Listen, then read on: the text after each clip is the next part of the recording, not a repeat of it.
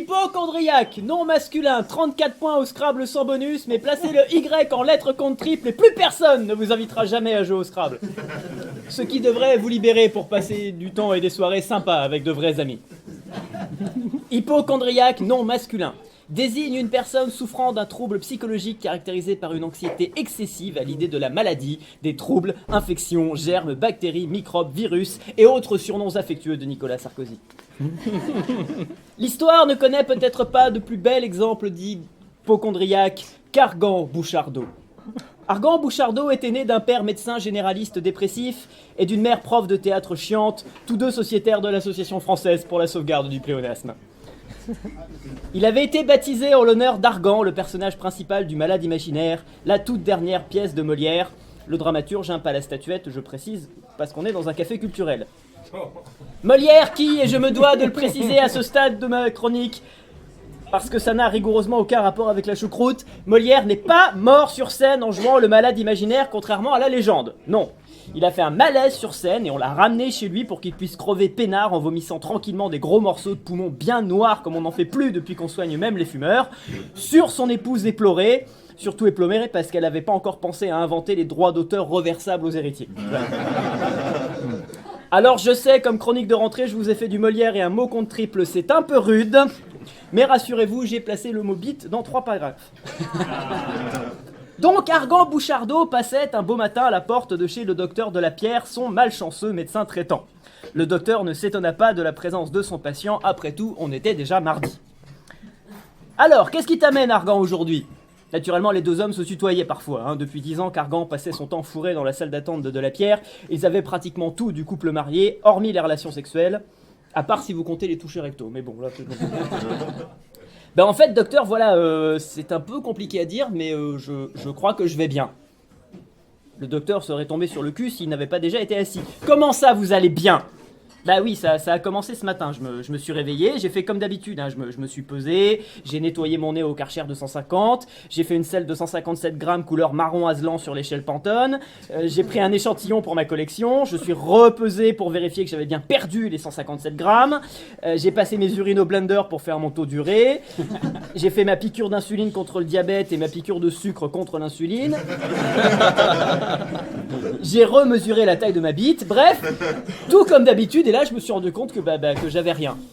Mais comment ça, rien ? Bah rien, docteur, j'avais mal nulle part, je me grattais de rien, je respirais normalement, mais mes intestins me faisaient pas souffrir, mon dos était droit, mon pouls régulier, mon pas lourd, mes poux pas là, j'allais bien, docteur, j'étais même de bonne humeur, j'avais rien, je vous dis, rien. Voilà qui laissait le docteur de la Pierre circonspect. Certes, il est de notoriété publique qu'on reconnaît les hypochondriaques à leur santé de fer. À force de toujours faire gaffe à tout, les bactéries les évitent, de peur de proliférer dans un organisme aussi chiant qu'un débat entre Alain Juppé et Jean-Marc Ayrault. Mais Argan Bouchardot, lui, poussait le vice, jusqu'à être parfois vraiment malade. Par exemple, une fois, il avait chauffé un rhume en perdant son écharpe, sans arriver à se rappeler s'il l'avait égaré chez le Toubib ou à la pharmacie. Du coup, paf, coup de froid, et le docteur de la Pierre lui avait collé des antibiotiques, parce qu'on était en France. Bon, allongez-vous, je vais vous examiner.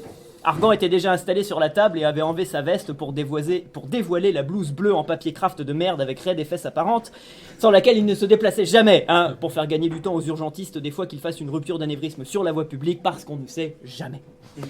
Bon, allez, asseyez-vous, mettez-vous sur le côté, voilà, toussez. Non, pas sur moi, toussez là, voilà. Dites déficit de la sécurité sociale 3 fois. Voilà, merci. Effectivement, force était de constater que dalle dans le bilan général du bonhomme.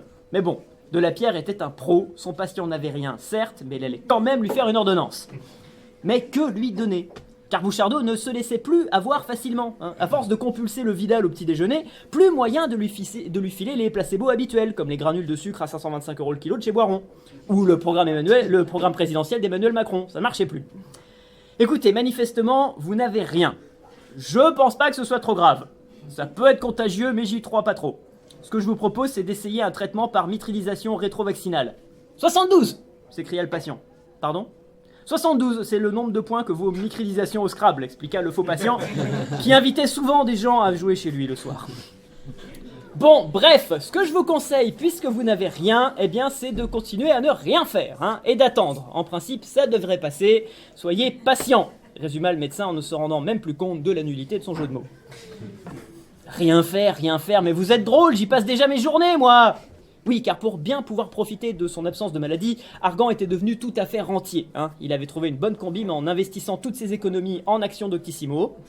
Rien qu'avec ses propres visites quotidiennes, le site faisait 60% de son chiffre d'affaires et les dividendes lui donnaient le temps de regarder l'herbe pousser et les virus s'envoler vers son nez. Eh ben faites rien, mais mieux, voilà.